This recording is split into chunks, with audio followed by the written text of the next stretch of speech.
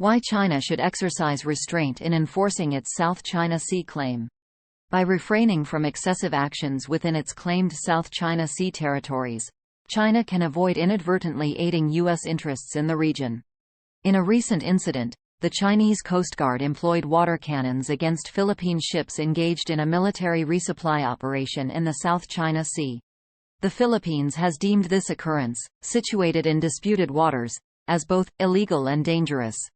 Citing historical precedent, Beijing asserts its sovereignty over the entire South China Sea, leading to overlapping claims with various Southeast Asian nations.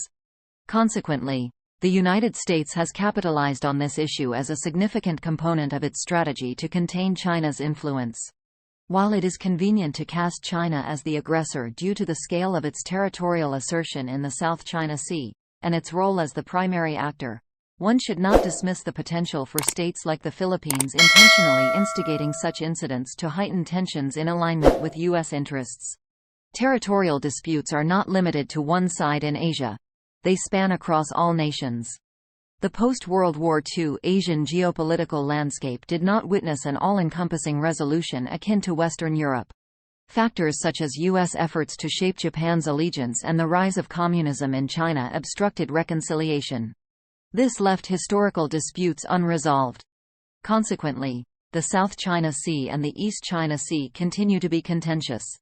Yet, the mere existence of these disputes does not guarantee perpetual tensions. While an issue may recede, politicians can resurface it to prioritize and amplify public awareness. Instances of this abound, including South Korea's Dokdo, Takeshima, Island dispute with Japan. Notably, the Yoon Suk-yeol government seldom addressed it, whereas the more liberal Moon Jae-in administration emphasized it. The same principle applies to the South China Sea islands, the Taiwan issue, the Diaoyu, Senkaku dispute, and similar cases. Presently, the Philippines is aligning with the U.S. once more. Following Rodrigo Duterte's leadership, characterized by geopolitical ambivalence, Ferdinand Marcos Jr. has steered the country back towards Washington. He has endorsed an agreement expanding U.S. military presence through 3 additional bases. While Duterte aimed for conciliation with China, the new administration provokes Beijing deliberately to militarize contested regions, prompting China to respond and ostensibly defend its claims.